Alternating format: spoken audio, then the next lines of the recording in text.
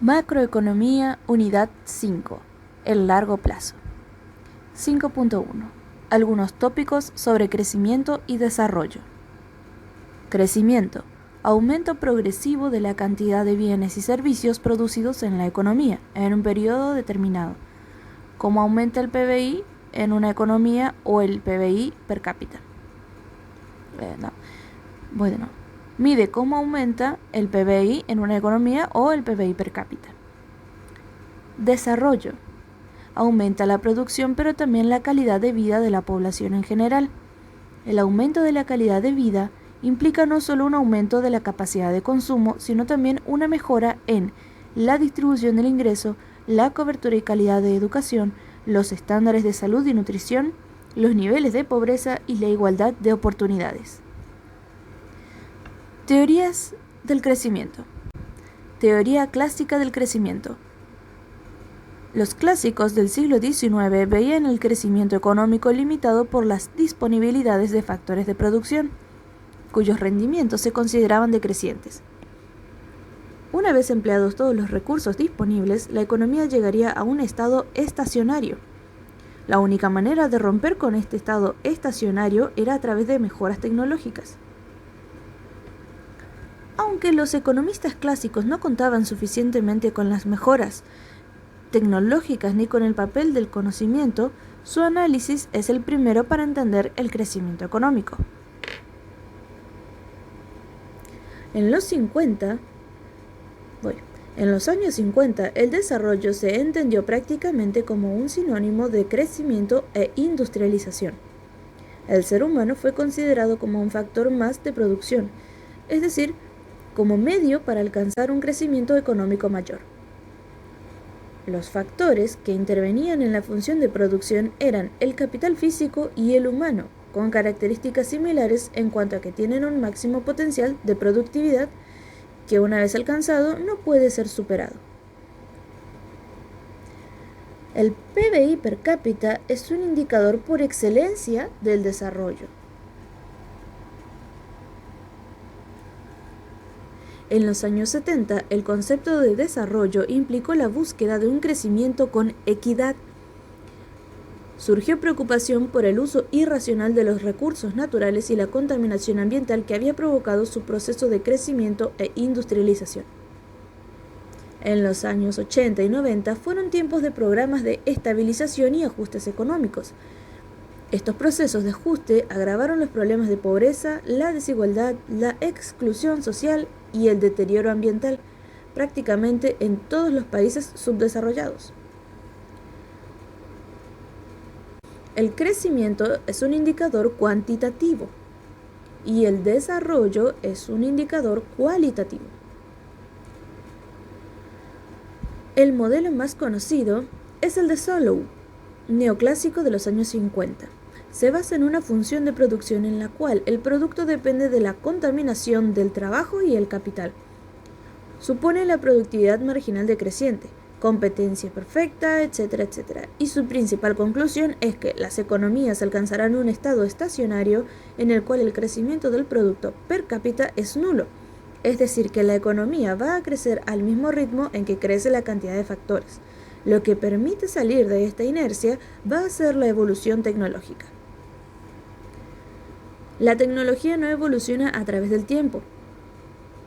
Esto se produce porque el supuesto de competencia perfecta en todos los mercados elimina las potenciales ganancias por las mejoras tecnológicas, por lo que no existen incentivos para invertir en tecnología ni recursos para esa inversión. La nueva teoría del crecimiento y el capital humano. Nuevos estudios empíricos demostraron que la acumulación de capital no era condición suficiente para el crecimiento. Se empezó a pensar en otras condiciones que permitiesen sacar partido al aumento del capital físico, especialmente de absorción de los avances tecnológicos por parte de la mano de obra. Se reforzó el interés por el denominado capital humano, el cual permitía escapar de los agoreros que precedían un estado estacionario.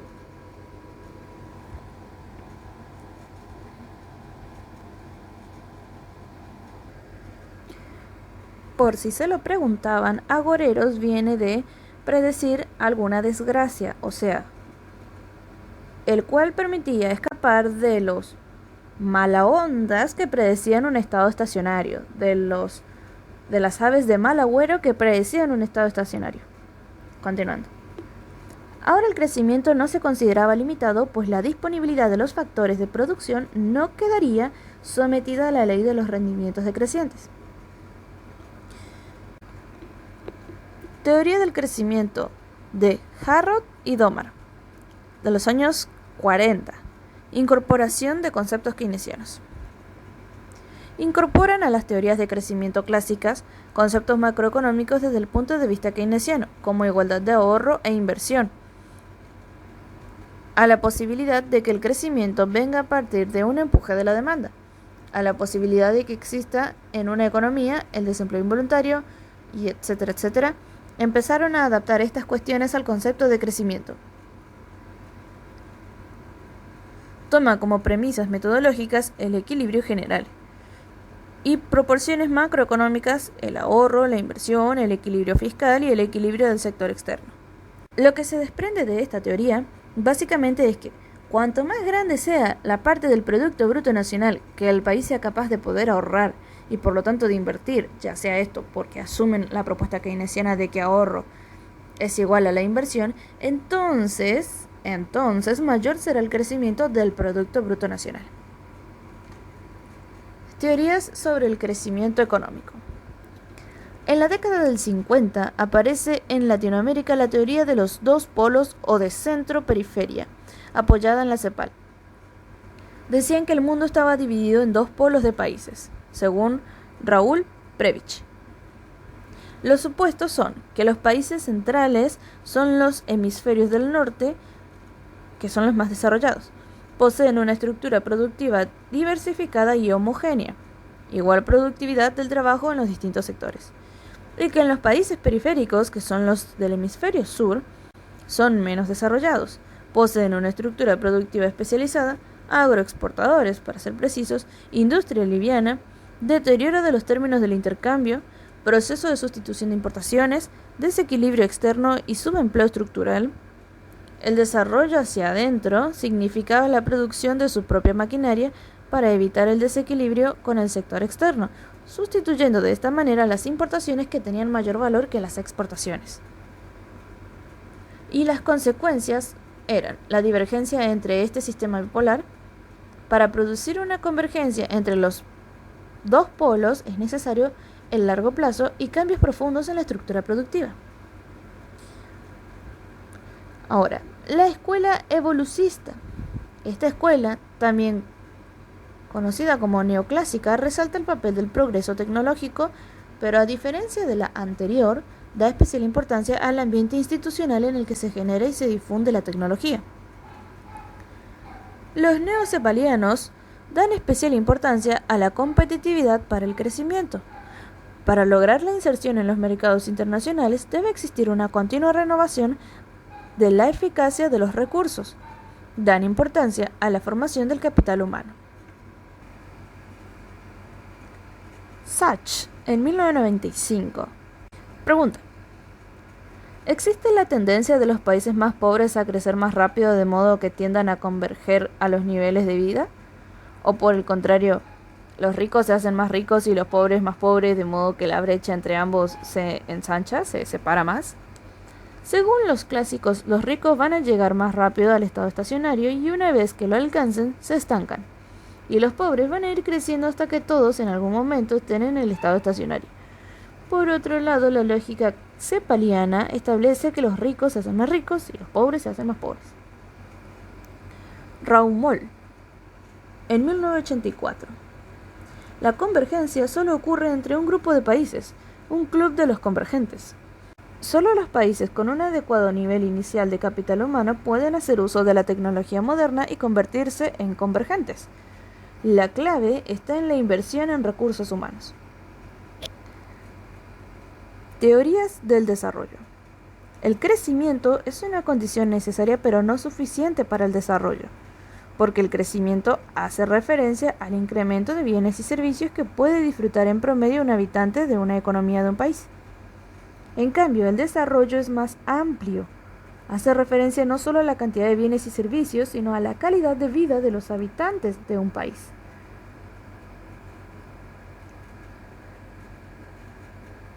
Autores que estudian el desarrollo. Tenemos Burroughs, Lewis, Nurks, Hirschman, Schumpeter y los estructuralistas latinoamericanos Prebisch y Ferrer, que son de Argentina, Furtado y Cardos, que son de Brasil, Zunkel, que es de Chile, Paz y otros. Círculo vicioso del subdesarrollo. Tenemos que bajas tasas de ahorro e inversión llevan a una lenta acumulación de capital. Esa lenta acumulación hace que baje la productividad, y al bajar la productividad baja el ingreso per cápita, generando aún más tasas bajas de ahorro y de inversión. Ese es el círculo vicioso del subdesarrollo. Se debe intentar romper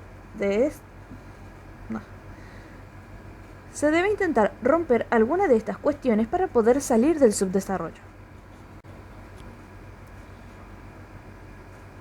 Nuevas teorías cuestionan al crecimiento como hacedor de desarrollo. Centran su análisis en los aspectos cualitativos por considerarlos más significativos que los cuantitativos. Consideran que el crecimiento sin equidad, que genere más desigualdades y no potencia el desarrollo humano, no es sostenido ni sustentable. Por ejemplo, el medio ambiente. El crecimiento no es un fin en sí mismo, sino un medio para ampliar la diversidad de opciones humanas. Esa es la vista de Lewis. El crecimiento debe ser un escalón para el desarrollo. Eso es lo que dice Lewis. El capital humano, y esta es la versión de Romer y Lucas, es un factor endógeno que ayuda al crecimiento a través de la educación, la investigación y el desarrollo. Para estar en la senda de crecimiento y no caer en estado estacionario, no necesariamente debe intervenir un factor exógeno, o sea, que venga de afuera, que mueva la tecnología para generar crecimiento, sino que yo puedo generar condiciones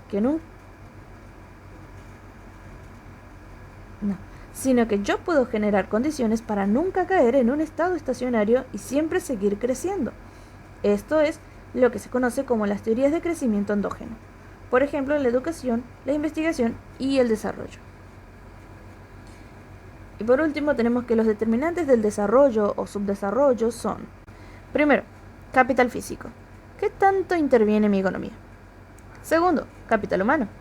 ¿Qué tanta capacidad tiene mi factor humano para aprovechar mejor mi capital físico? Y tercero, pero no menos importante,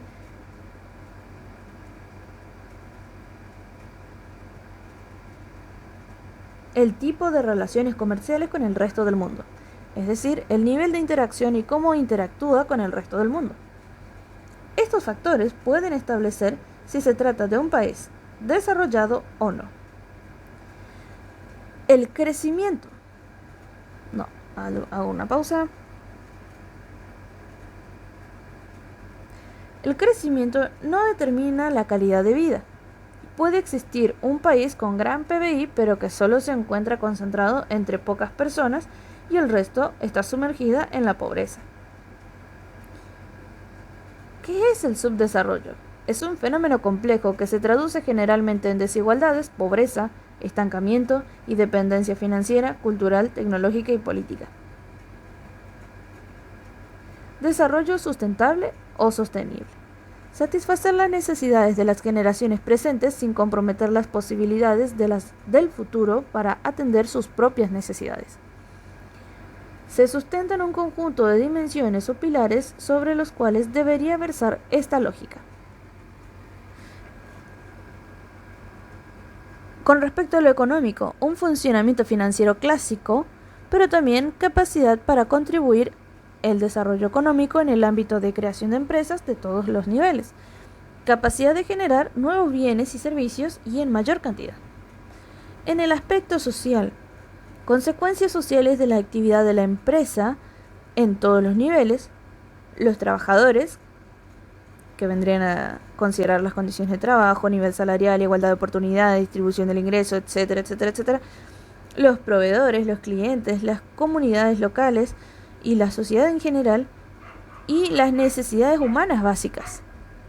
En el aspecto ambiental, compatibilidad entre la actividad social de la empresa y la preservación de la biodiversidad y de los ecosistemas. Incluye un análisis de los impactos del desarrollo social de las empresas y de sus productos en términos de flujos, consumos de recursos difícil o lentamente renovables, así como en términos de generación de residuos y emisiones. Descuidar la sustentabilidad ambiental es descuidar la fuente de factores productivos en un futuro. Este último pilar es necesario para que los otros dos sean estables. Y ahí tenemos un gráfico en donde interviene lo ecológico, lo económico y lo social. En el medio de lo ecológico y lo social tenemos lo que es soportable. En el medio de lo ecológico y lo económico tenemos lo que es fiable. Entre lo social y lo económico tenemos lo que es equitativo. Y en el medio de todo eso tenemos lo que es sostenible. Cuando hay un equilibrio entre los tres pilares es que podemos sostenernos. Características del subdesarrollo. Altas tasas de crecimiento de la población, elevadas tasas de desempleo y subdesempleo estructural, tasas de ahorro muy bajas respecto al PBI, desigualdad en los índices de distribución del ingreso y de la pobreza, baja renta per cápita e indicadores de salud y de educación muy desfavorables. 5.2. Indicadores socioeconómicos sobre la distribución del ingreso, la curva de Lorenz y coeficiente de Gini, y el índice de desarrollo humano. Tipos de distribución. Tenemos por ambiente o por grupo familiar, regional o espacial, funcional, que es la distribución del ingreso entre los aportantes a los factores de la producción, que serían el trabajo, el capital, los recursos humanos, la tierra, la capacidad empresarial, y la distribución personal, que son los ingresos que reciben cada uno de los individuos o los hogares, sin importar cómo se produce el mismo. Curva de Lorenz. Es una representación gráfica utilizada frecuentemente para plasmar la distribución relativa de una variable en un dominio determinado. El dominio puede ser el conjunto de hogares o personas de una región o país. Por ejemplo, la variable cuya distribución se estudia puede ser el ingreso de los hogares o de las personas. Utilizando como ejemplo estas variables, la curva se trazaría considerando en el eje horizontal el porcentaje acumulado de personas u hogares del dominio en cuestión y en el eje vertical el porcentaje acumulado del ingreso. Si tenemos una recta de 45 grados que une cada uno de los puntos, sobre esta recta vamos a tener una perfecta distribución del ingreso. Esta perfecta distribución no se da en realidad, por lo que la curva de Lorenz, a través del relevamiento de datos estadísticos y la elaboración de los mismos, nos va a permitir mostrar cómo es la distribución del ingreso a medida que se van acumulando los porcentajes de la población y los ingresos de los mismos. Se trata de que la curva de Lorenz trate de ser lo más cercana posible a la recta de 45 grados. Cuanto más cercana está, hay una mejor distribución del ingreso, y cuanto más alejada, mayor es la desigualdad y mayor es la política que se debe aplicar para disminuirla. Ahí tenemos un ejemplo de lo que sería un gráfico de la curva de Lorenz. Cada punto de la curva se lee como porcentaje acumulativo de los hogares o de las personas. La curva parte del origen 0,0 y termina en el punto 100,100. Si el ingreso estuviera distribuido de manera perfectamente equitativa, la curva coincidiría con la línea de 45 grados que pasa por el origen. Por ejemplo, el 30% de los hogares o de la población percibe el 30% del ingreso. Si existiera desigualdad perfecta, o sea, si un hogar o persona poseyera todo el ingreso, la curva coincidiría con el eje horizontal hasta el punto 100,0. donde saltaría el punto 100,100. En general, la curva se encuentra en una situación intermedia entre estos dos extremos. Ahora, si una curva de Lorentz se encuentra siempre por encima de otra, y por lo tanto está más cerca de la línea de 45 grados, podemos decir sin ambigüedad que la primera exhibe menor desigualdad que la segunda. Esta comparación gráfica entre distribuciones de distintos dominios geográficos o temporales es el principal empleo de la curva de Lorentz. Coeficiente de Gini. El coeficiente de Gini se calcula como una razón, es decir, una división de las áreas del diagrama de la curva de Lorentz. Si el área entre la línea de perfecta igualdad y la curva de Lorentz es el área A, y el área por debajo de la curva de Lorentz es el área B, entonces el coeficiente de Gini es el área A dividido el área A más el área B, es decir, todo el triángulo que esté por debajo de la curva de 45 grados. Esta tasa se expresa como porcentaje o como equivalente numérico de ese porcentaje, que es siempre un número entre 0 y 1. Si es 0, significa que la curva de Lorentz está ubicada sobre la línea de perfecta distribución del ingreso, por lo que A es igual a 0, por lo cual el coeficiente de Gini será 0 dividido 0 más B, o sea, 0 dividido B, lo que da 0. Cuando es 0 significa que hay una igualdad perfecta, y cuando es 1, el coeficiente de Gini significa que hay una desigualdad perfecta. En cambio, si el área A sería total, o sea, si ocuparía A más B, entonces el coeficiente de Gini sería igual a 1 y tendríamos una desigualdad perfecta en la distribución de ingresos. El coeficiente de Gini es una medida de desigualdad que normalmente se utiliza para medir la desigualdad en los ingresos, pero puede utilizarse para medir cualquier forma de distribución desigual. El coeficiente de Gini es un número entre 0 y 1, en donde 0 se corresponde a la perfecta desigualdad, es decir, que todos tienen los mismos ingresos, y 1 se corresponde con la perfecta desigualdad. Una persona tiene todos los ingresos y los demás ninguno. Todos los gobiernos buscan que este coeficiente esté lo más cercano a 0 y no tan cercano a 1, donde hay una distribución muy desigual de la renta. El índice de Gini es el coeficiente de Gini expresado en porcentaje y es igual al coeficiente de Gini pero multiplicado por 100.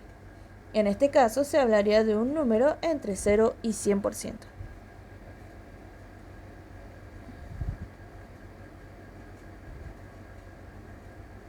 Relación de la curva de Lorentz e índice de Gini. De forma resumida, la curva de Lorentz es una gráfica de concentración acumulada de la distribución de la riqueza superpuesta a la curva de la distribución de frecuencias de los individuos que la poseen. Y su expresión en porcentajes es el índice de Gini. Es el origen para poder calcular el coeficiente de Gini. Aquí tenemos que entre el 2006 y 2017 hay una mejora en la distribución de los ingresos en Argentina. Es el segundo país en la región en un nivel de distribución de ingresos. Y ahí vemos el cuadro.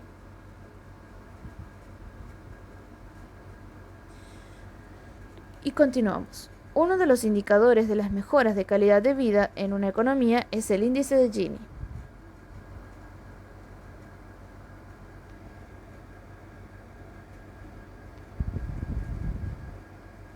Y acá vemos un gráfico que dice coeficiente de Gini del ingreso per cápita familiar de las personas. Total 31 aglomerados suburbanos. Total 31 aglomerados urbanos. Segundo trimestre 2016, cuarto trimestre 2019.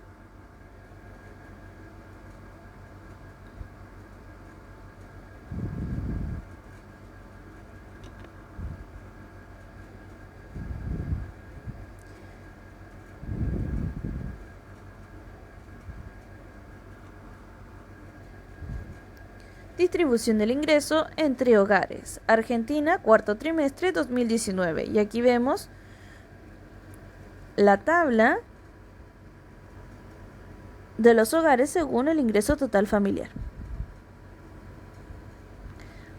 A continuación,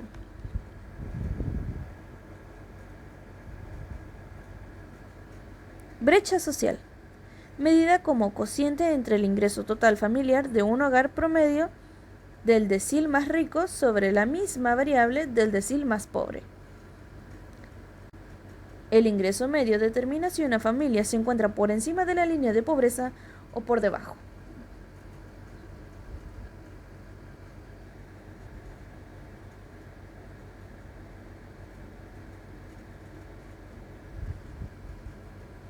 Aquí vemos más gráficos y continuamos con el desarrollo humano. El índice de desarrollo humano es un indicador elaborado por las Naciones Unidas que agrupa a los países de acuerdo con el valor del índice de desarrollo humano que varía de 0 a 1.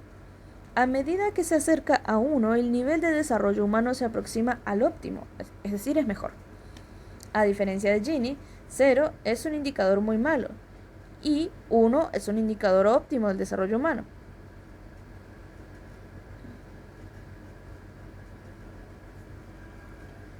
Esto permite la comparación entre países y ver en qué deben mejorar cada uno de estos países. Ahora, indicador de desarrollo. Los aspectos que contempla son la longevidad y esperanza de vida al nacer. A mayor esperanza de vida, mejoran las condiciones de vida de las mismas. También contempla el nivel de educación. En el largo plazo, los países deberían enfocarse en una mejora de los niveles educacionales para poder mejorar el PBI per cápita y la esperanza de vida al nacer o la longevidad. Y también otro aspecto que contempla es el nivel de vida a través del PBI per cápita. Categorías de países. Si el índice de desarrollo humano está entre 0,8 y 1, significa que hay un alto desarrollo. Si está entre 0,5 y 0,799, hay un mediano desarrollo. Y si es de 0,5 para abajo, hay un bajo desarrollo. Aquí tenemos un mapa mundi con indicadores del desarrollo. Evolución del índice de desarrollo humano en Argentina. La comparación con otros países. Y continúa diciendo que todos estos indicadores son instrumentos de políticas de largo plazo, donde los resultados no se ven inmediatamente, sino que las decisiones de políticas económicas se toman en la actualidad y empiezan a hacer efecto con el paso de los años. Pero es fundamental que estas políticas económicas tengan una continuidad para que en el largo plazo puedan realizar mejoras en estos indicadores. Ahora, el índice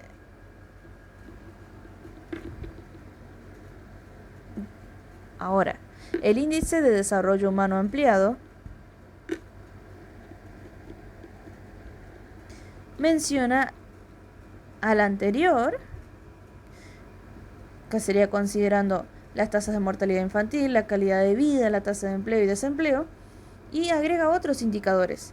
El índice relativo al género, infraestructura sanitaria, gasto público en salud, educación y seguridad, capacidad de ahorro por habitante, avances tecnológicos, indicadores del mercado laboral, distribución del ingreso e indicadores poblacionales como el crecimiento, mortalidad, natalidad, fecundidad y desnutrición, etcétera, etcétera, etcétera.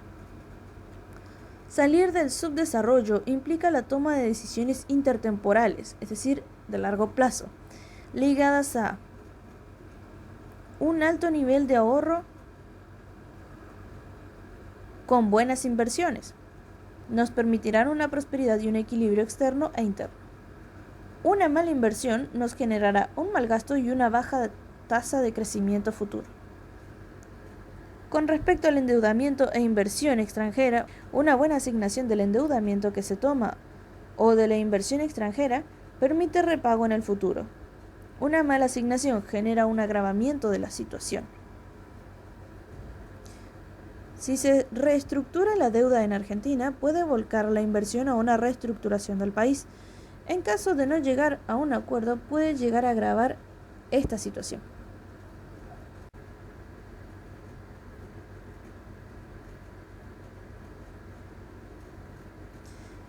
Pobreza e indigencia, necesidades básicas insatisfechas.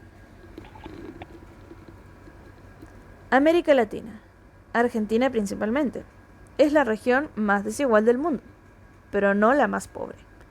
Vemos el mapa mundi y acá dice, la pobreza se la determina como todas aquellas personas que viven con menos de $2 por día. En el caso de Latinoamérica, Argentina se encuentra en el tercer grupo de países en donde entre un 6% y un 20% de su población vive en niveles de pobreza. Esta información la desarrollan las Naciones Unidas, que es también quien calcula el índice de desarrollo humano. Como países más pobres del mundo se encuentra África. África es un continente. Y algunos países también de Asia, donde más del 80% de la población vive en condiciones de pobreza. En el gráfico se muestra la evolución del PBI per cápita en el mundo. El gráfico empieza desde el año 1 después de Cristo hasta el 2008.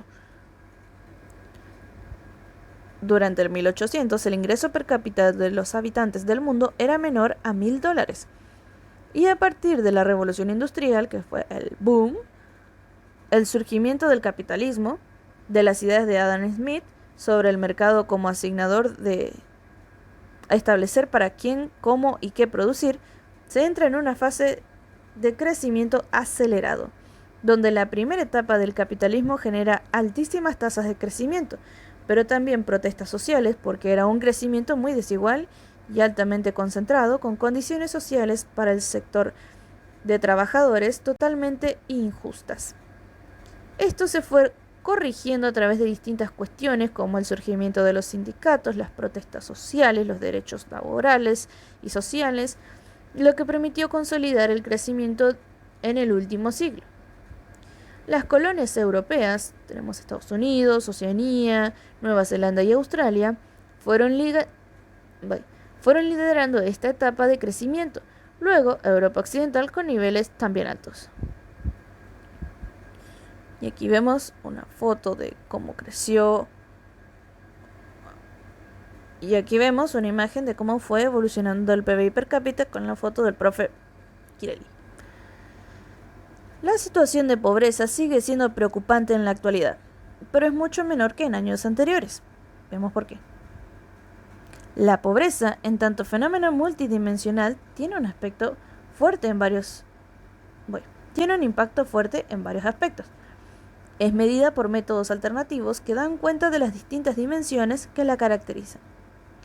Por una parte, el método directo, también conocido como necesidades básicas insatisfechas, NBI, no NBA, NBI, consiste en identificar el conjunto de hogares que no pueden satisfacer alguna necesidad básica. Se hace a partir de los censos. Por otra parte, el método indirecto, también llamado el enfoque del ingreso, consiste en calcular el ingreso mínimo o línea de pobreza, LP, línea de pobreza, por encima de la cual todas las necesidades básicas se satisfacen e identifican a aquellos hogares o personas cuyos ingresos se ubican por debajo de esta línea. Respecto de esto, de acuerdo con este método, un hogar es considerado pobre si su ingreso, esto es, la suma de los ingresos que reciben los miembros del hogar, resulta menor que la línea de pobreza. Ahora, la línea de pobreza representa el valor de todos los bienes y servicios que se consideran necesarios para el hogar, para que el hogar satisfaga las necesidades básicas. La idea sobre la que se sustenta el enfoque es evaluar si los recursos con los que cuenta el hogar le permiten solventar un presupuesto que refleje la adquisición de aquellos bienes y servicios que posibiliten a sus miembros convivir dignamente en sociedad y desarrollarse personalmente. El INDEC. El INDEC produce periódicamente estimaciones que surgen de comparar los ingresos de los hogares que provienen de la encuesta permanente de hogares con el valor de la línea de pobreza que se computa regularmente. Utiliza para esas estimaciones el enfoque del ingreso. Para cada periodo se calcula una línea de pobreza por hogar de manera de tener en cuenta las diferencias que existen entre ellos en cuanto a la cantidad de personas que lo componen, así como en la distribución de sus miembros en términos de edades y géneros.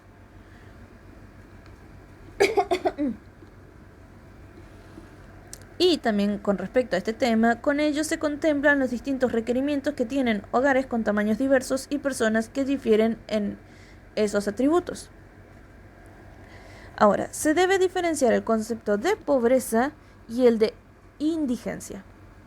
Se encuentran en pobreza aquellas personas que no llegan a disponer de un ingreso que les permita cubrir las necesidades básicas de alimento, vestimenta y vivienda.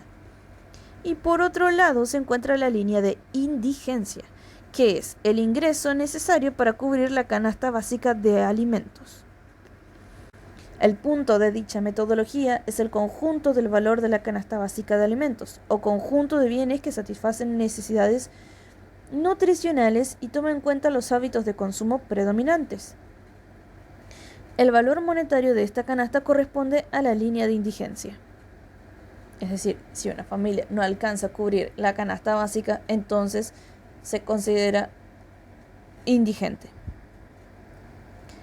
Para determinar dicha canasta se considera inicialmente los valores recomendados por los nutricionistas respecto de las cantidades mínimas de calorías y otros nutrientes, por ejemplo, proteínas, hierros o ciertas vitaminas que requieren personas de distinto género y edad y que realizan actividades de diferente intensidad.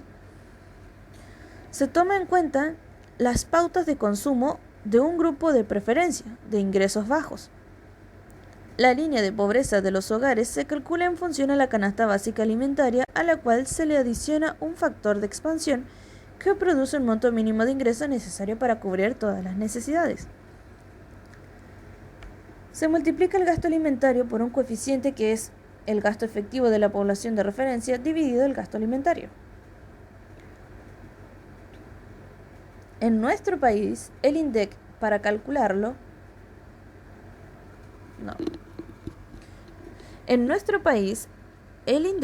para el cálculo de la pobreza e indigencia, utiliza los métodos de medición indirecta, denominado también de línea, donde la línea establece un piso para no ser pobre o indigente según se trate.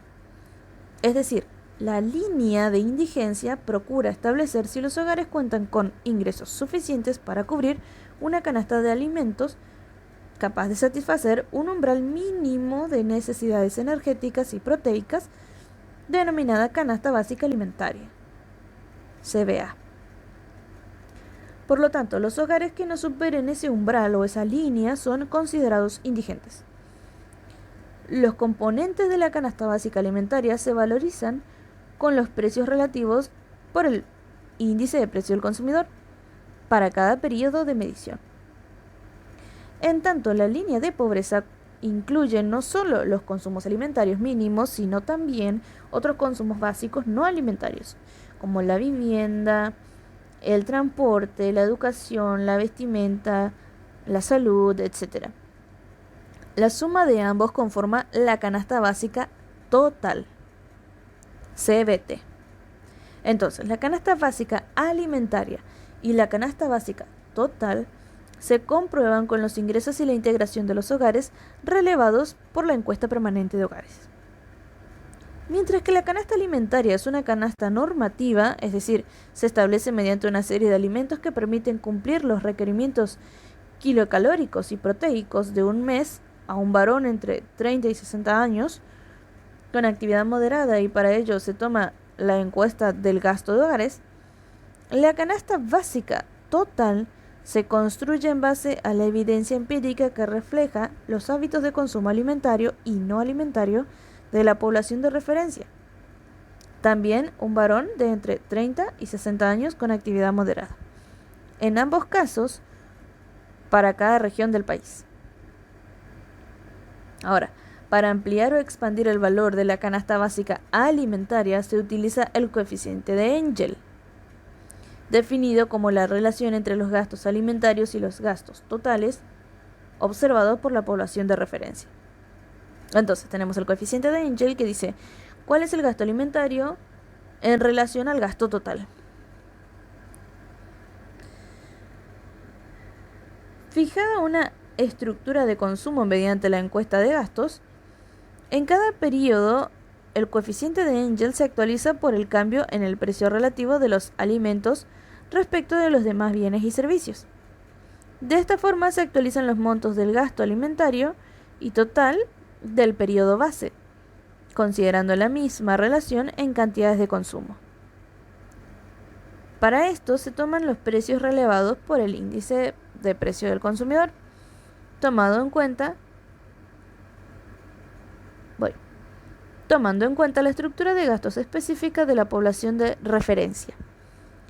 Para expandir el valor de la canasta básica alimentaria, se multiplica su valor por la inversa del coeficiente de Engel. Aquí tenemos las ecuaciones.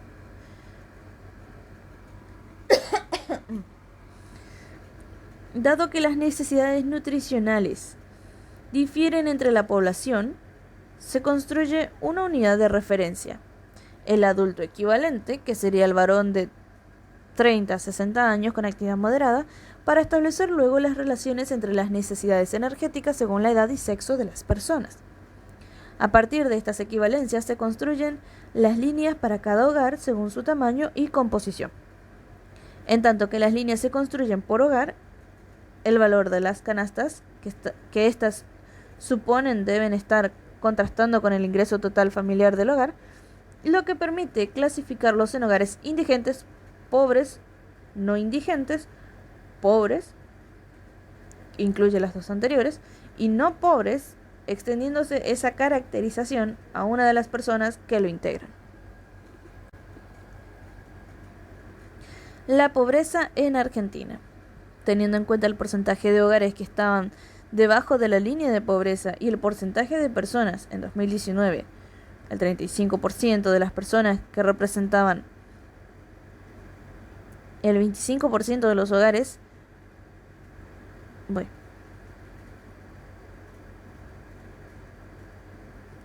La pobreza en Argentina. Teniendo en cuenta el porcentaje de hogares que estaban debajo de la línea de pobreza y el porcentaje de personas, vemos que en 2019 el 35% de las personas que representan el 25% de los hogares viven en situación de pobreza. Y en niveles de indigencia en el mismo año existía un nivel del 8% de las personas que representaban el 5% de los hogares en situación de indigencia. Vemos aquí los gráficos para compararlo. La tasa de crecimiento del PBI real en Argentina.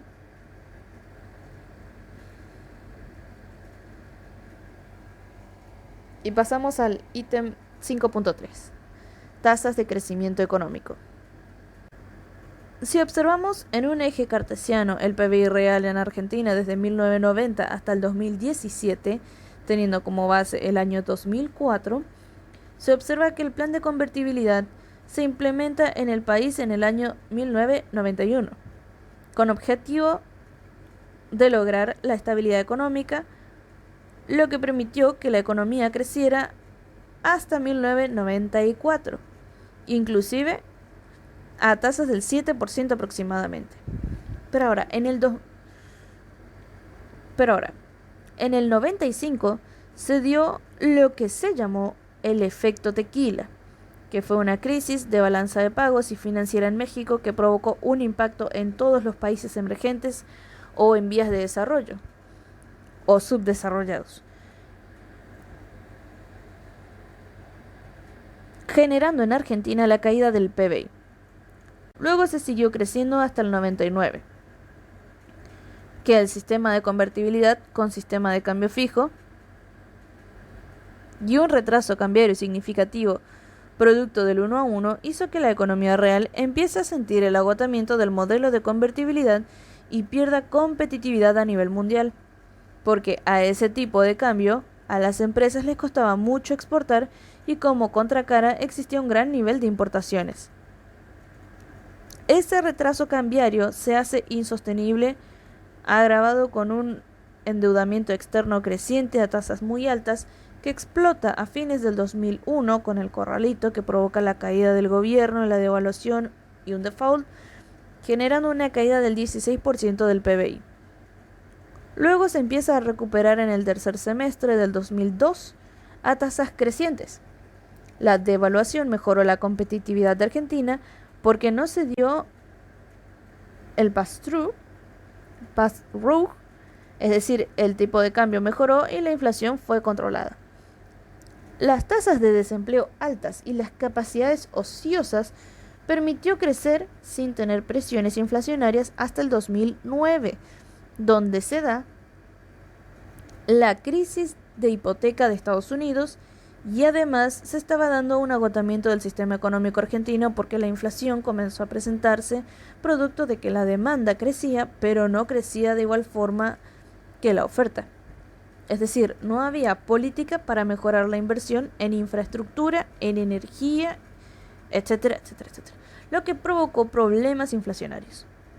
Luego de esto se empieza a dudar de la veracidad de la información del INDEC y ahí entramos en un esquema en donde la economía se empieza a estancar y hasta nuestros días no se empieza a encarar un proceso de crecimiento que defina un rumbo claro. Contribución al crecimiento argentino.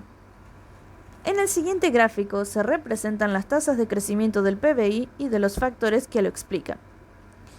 El periodo del 93 al 98 registra la mayor tasa de crecimiento del PBI observado en toda la serie, 4,3% anual. La acumulación de capital tiene un papel relevante en la explicación del crecimiento registrado, 1,9%. No así el empleo, que muestra una contribución de apenas 0,6%.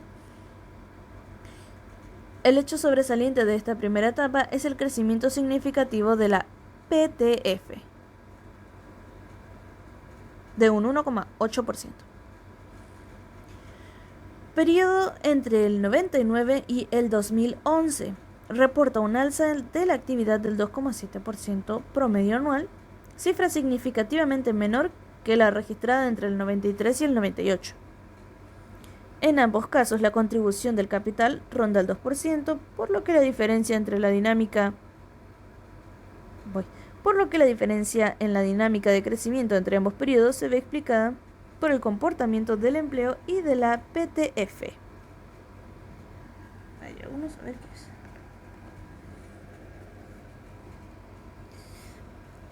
En materia de empleo, el incremento en la cantidad de personas ocupadas y de horas promedio trabajadas hace que el factor trabajo contribuya en forma significativa en esta etapa, 1,1 puntos porcentuales, duplicando el aporte evidenciado en el periodo previo, que fue de 0,6 puntos porcentuales. Por su parte, la PTF registra un notorio deterioro durante el 99 y el 2011, exhibiendo una caída promedio del 0,3% anual.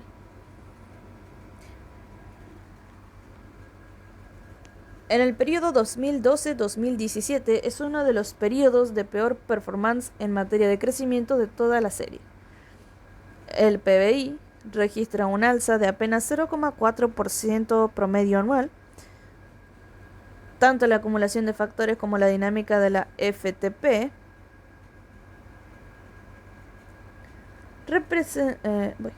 presentan un detrimento en comparación con etapas previas. Concretamente, el estancamiento del mercado de trabajo hizo que la contribución del empleo se volviese prácticamente nula, de un 0,2%, y la PTF se contrajera a un ritmo del 0,9% anual. Nota: PTF es la productividad total de los factores. Es la diferencia entre la tasa de crecimiento de la producción y la tasa ponderada de incremento de los factores, que sería el trabajo, el capital, etc. Ahora, la productividad total de los factores constituye una medida del efecto de las economías de escala. en que la producción total crece más que proporcionalmente al aumentar la cantidad de factores productivos. Bueno, al aumentar la cantidad de cada factor productivo. Vemos el gráfico.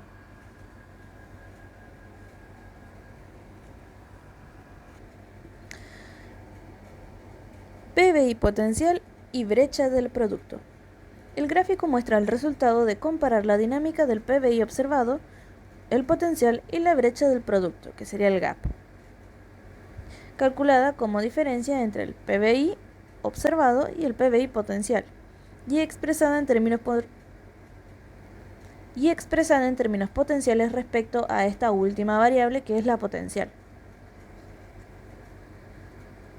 Una brecha del producto positiva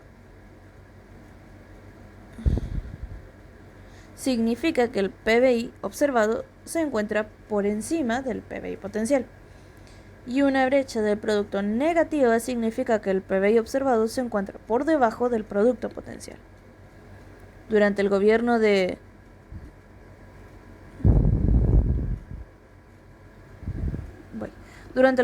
Duhalde y de Kirchner se dio un bache deflacionario en donde la economía pudo crecer sin presiones inflacionarias. Esto se dio hasta el año 2008, donde a partir de allí, al no mejorar la inversión ni la frontera de posibilidades de producción de la empresa argentina,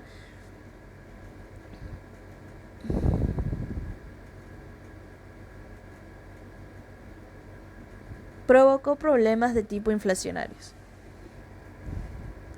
El análisis conjunto de los gráficos anteriores permite extraer al menos tres hechos estilizados significativos. El primero, que el impacto notorio de la salida del régimen de convertibilidad, el año 2002, es justamente donde mayor discrepancia presentan las series del PBI potencial y el observado. O sea, la brecha del producto alcanza una magnitud inusual de un menos 20% en dicho año, y las altas tasas de desempleo registradas y el bajo grado de utilización de la capacidad instalada confluyen en la explicación del sendero evidenciado durante la recuperación ulterior en el nivel de actividad. Dicho de otro modo, las tasas altas de crecimiento de la actividad económica en los años posteriores a esa crisis se explican, al menos en buena parte, por el buffer de factores ociosos, de capital y trabajadores, de una magnitud históricamente alta, que permitió una expansión de la economía sin tensiones. Lo segundo es que la alternancia de brechas del producto positivas y negativas de entre el 90 y el 98, este fenómeno condice en términos generales que el carácter volátil del patrón de crecimiento económico que históricamente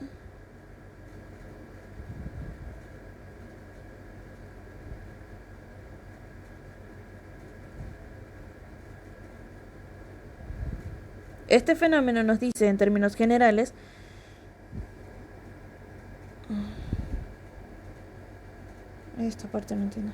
Este fenómeno coincide en términos generales con el carácter volátil del patrón de crecimiento económico que históricamente ha transitado Argentina.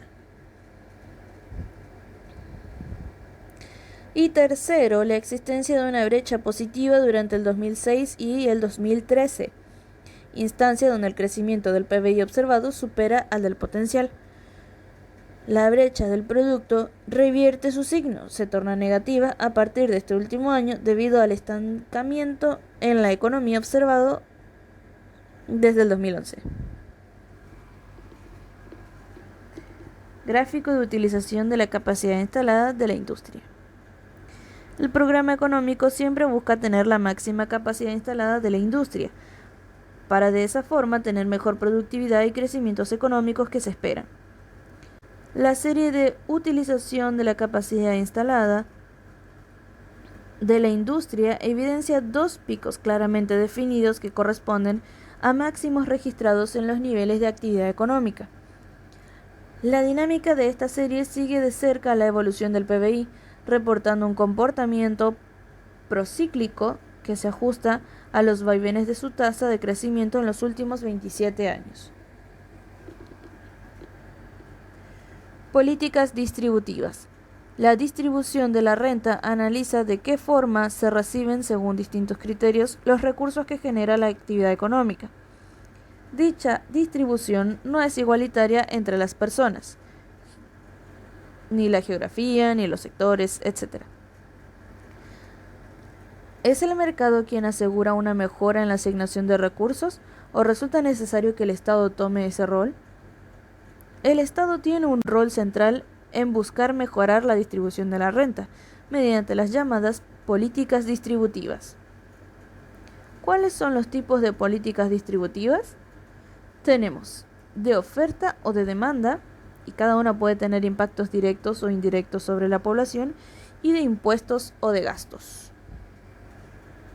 Ahora, políticas distributivas de oferta tienen por objeto reducir el costo de ciertos bienes o servicios a los que accede la población o un segmento vía reducción de impuestos o vía subsidio a la producción de dichos bienes o servicios.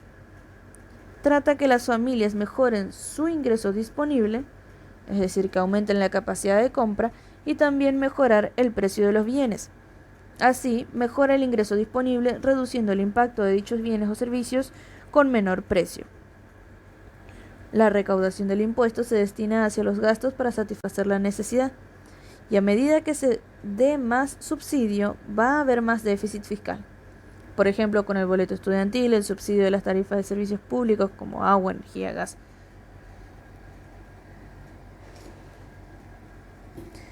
Políticas distributivas de demanda. Tienen por objeto aumentar la capacidad de consumo de la población a la que se destinan las medidas. Puede ser mediante la transferencia directa como el IFE o condicionada, sea de dinero o en especie, especificadas o no.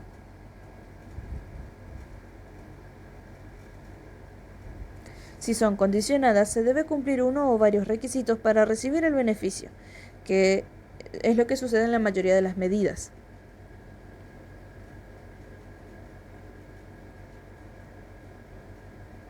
Por ejemplo, la asignación universal por hijo. Pueden ser transferencias de dinero. Por ejemplo, la asignación universal por hijo. Pueden ser transferencias de dinero en efectivo con afectación específica o no específica.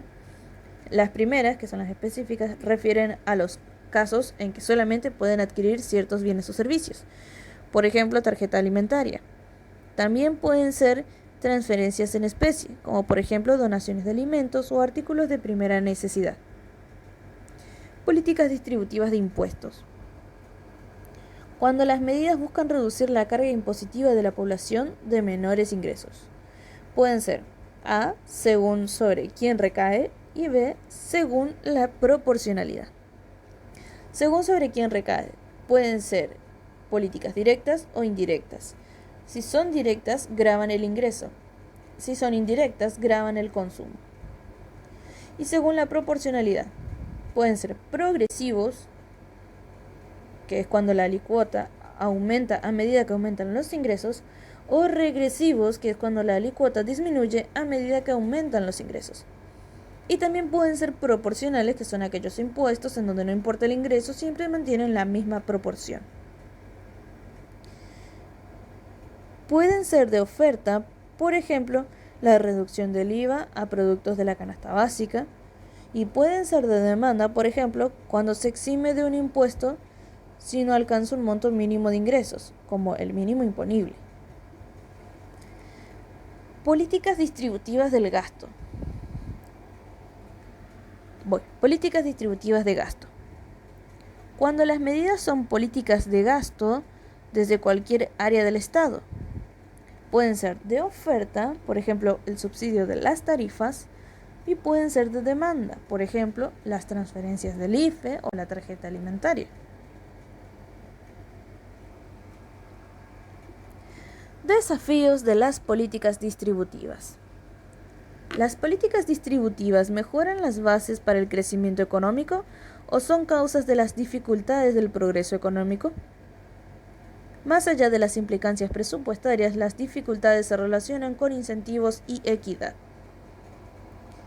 Están quienes piensan que el Estado no tiene que involucrarse en la distribución de la renta porque la actividad económica y el devenir económico de una familia es fruto de su esfuerzo. Y el otro argumento es que se cuestiona el exceso del gasto del Estado para llevar a cabo estas políticas, llevando al Estado a subir constantemente el nivel de impuestos. Si el Estado está buscando mayor equidad y está aumentando los impuestos para lograrlo, genera un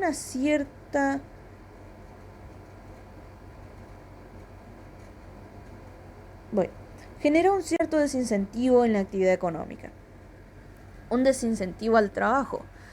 Si la distancia que hay entre una remuneración y un subsidio es baja,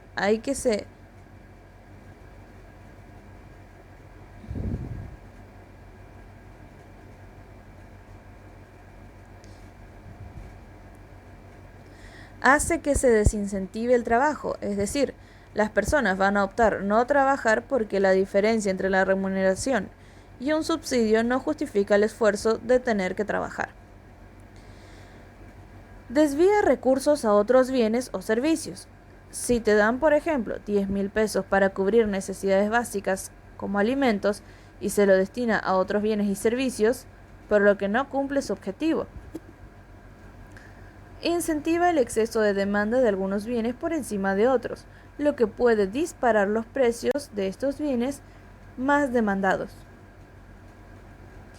Generan actitudes paternalistas del Estado. Los gobiernos utilizan estas herramientas para tener el control sobre esta población que dependen de esa ayuda para seguir subsistiendo.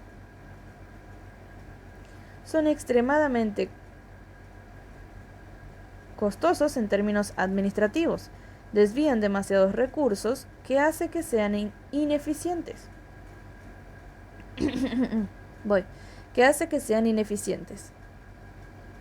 Generan incentivos a cumplir requisitos, como por ejemplo a tener una determinada cantidad de hijos para acceder a la asignación universal por hijo. Un programa que otorga 20.000 pesos por no tener trabajo y 4.000 pesos por tener hijos, si le ofrecen un empleo que pague 22.000 pesos, si accede al trabajo no va a ganar el subsidio, por lo que sin trabajo obtendría 24.000 pesos y con trabajo 22.000 pesos, por lo que la conducta adoptada será no trabajar.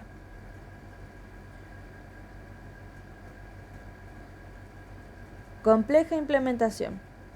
Tiene muchos errores en su implementación, el error de inclusión y el error de exclusión. El de inclusión, que acceda un beneficio quien no lo necesita, y el error de exclusión, que no acceda quien sí lo necesita. ¿Cuáles son mejores? ¿Políticas de oferta o de demanda para resolver el problema de política distributiva? Las de demanda son más eficientes que las de oferta, porque permiten un control sobre el destino de los fondos, como las tarjetas alimentarias. Políticas distributivas en Argentina. Políticas específicas para mejorar la situación social. En materia de desempleo, salario mínimo, ingresos de población y el coeficiente de Gini. Están asociadas a los controles de precios y salarios, los subsidios de tarifas y los salarios mínimos. Mejoras en la seguridad social, haberes jubilatorios, políticas de salud y educación, asignación universal por hijo, etc. Y planes sociales. Controles de precios de la actualidad argentina. El gobierno decidió a través de una resolución del Ministerio de Desarrollo Productivo precios máximos de referencia para algunos productos. Si las empresas no pueden vender por encima de ese precio, y si ese precio es menor que el costo de producirlo, va a haber menos de esos bienes, porque las empresas no dejarán de producir, generando escasez. Porque las empresas lo dejarán de producir, generando escasez de esos bienes. ¿Qué es el precio máximo? Es una de las medidas tomadas por el Gobierno Nacional para garantizar el abastecimiento y controlar el abuso de precios durante la emergencia sanitaria por el coronavirus. ¿Qué significa que sean precios de referencia? Sirve de parámetro para comparar con otros productos y así saber cuánto cuestan los de consumo masivo. Política social en la actualidad de Argentina. Argentina es uno de los países de América con uno de los sistemas de políticas sociales o de distribución del ingreso más activos. En abril del 2019 se encontraban activos a nivel nacional los siguientes programas. En la actualidad, a ellos deben sumarse algunos como los artículos por el... En la actualidad, a ellos deben sumarse algunos como los articulados por el Ministerio de Desarrollo Social, como hacer programas sociales, y ahí tenemos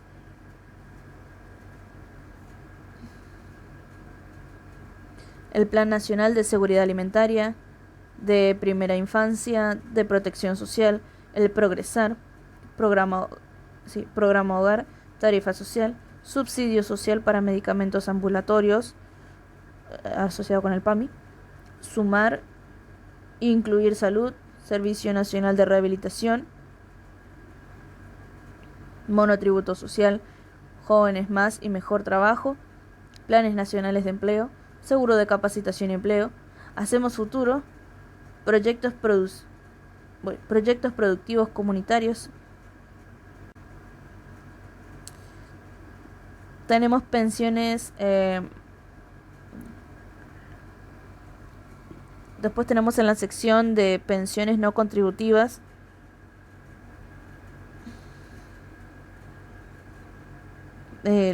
la pensión por invalidez, madres de 7 hijos o más, la pensión honorífica de veteranos de guerra del Atlántico Sur, la pensión de vejez, graciables y leyes especiales. Después tenemos los programas de seguridad social, tenemos el seguro de desempleo, jubilaciones y pensiones IPA, asignación universal para protección social por hijo e hijo con discapacidad, asignación universal para protección social, ahí tenemos el embarazo, asignación familiar por hijo e hijo con discapacidad, asignación familiar asignación familiar prenatal,